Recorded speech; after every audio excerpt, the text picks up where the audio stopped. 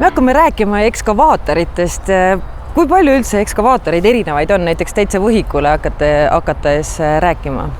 No neid on palju, olenevalt siis suurusest ehk siis kaaluklassist, et nad hakkavad pihta sealt 1 tonnist ja lõpevad 100 tonnini, et ja igal sammul on seal erinev mudel, nii et valik on ääretult lai, sõltuvalt siis kasutaja vajadustest. No, Kobelco on Jaapani inseneeria tipptase põhimõtteliselt, nad on keskendunud ja fokusseerinud ennast just ekskavaatorite ehitusele, nende tehnoloogilised lahendused on väga, eesrindlikud selles maailmas, et seal on väga põhjalik ja täpne Jaapani ajalugu on selle masinal taga. Uudsus peitub võib-olla siis just selles kütusesäästus ja töökuses ja vastupidavuses, et võib-olla seal ei saa nimetada nii palju nagu uusi nii-öelda vidinaid, mis seadmetele juurde tuleb, vaid just need arengud toimuvad masina siis töös hoidmise järjepidevuses. Et seda muret ei ole, et täna ostad endale ekskavaatori, järgmine aasta on see juba vana mudel, peab välja vahetama nagu telefonidega. Vot siinkohal on see mure täpselt vastupidine meil, kui ütleme maaletoojatel, et masin on nii vastupidav, et kui klient ühe korra ostab ja tal teist masinat juurde vaja ei ole, siis tal pole tükk aega põhjust meiega rääkida sellepärast, sest see masin on lihtsalt nii hea. Kui keeruline seda käsitleda on, et kas minusugune saaks lihtsalt kerge vaevaga sisse istudes juba aru, kust mida vajutama või keerama peaks? Ja, saab, et masin on tegelikult väga lihtne, et teda liigutada.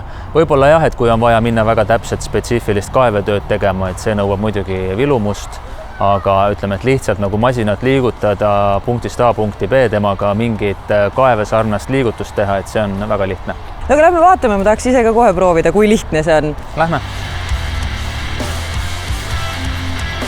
Siis see on ohutus, see tuleb alla lükata, nüüd masin ärkas ellu nii-öelda. Kogu masina juhtimine käib siis põhimõtteliselt nende 2 kangi pealt ja võidki kohe ise proovida, vaata, mis ta teeb.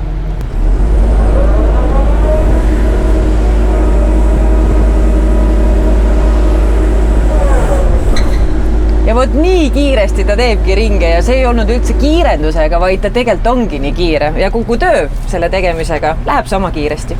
Kuna siin väga mugav on istuda, ma arvan, töö tegemine vist tundub sama mugav. Ja Kobelco on palju rõhku pannud operaatori mugavusele, et kabiin on vaikne, ta on konditsioneeriga jahutatav, et siin saab mõnusalt 8 tundi päevas tööd teha. Siin on olemas ka ekraan ja kaamerad, et eriti mugav oleks. Ma saan aru, et tegelikult see operaator lihtsalt väga välja minema ei peagi või? Ei pea jah, et pole põhjust välja minna ja kaamerad on olulised, eriti ju ehitusobjektil, kus käib palju sigimist, sagimist ja ruumi on vähe, et siis on operaatoril ülevaade, mis tal ka selja taga toimub. See Kobelco ekskavaator on ülimugav, ülimõnus oleks sellega tööd teha, aga ma arvan, kui mina peaks sellega hakkama karjääri tegema, siis mul läheb päris kaua aega, just ainuüksi sellepärast, et see masin tahab väga tundelist käsitlemist, aga mul ei ole tundeid, mul on ainult tujud.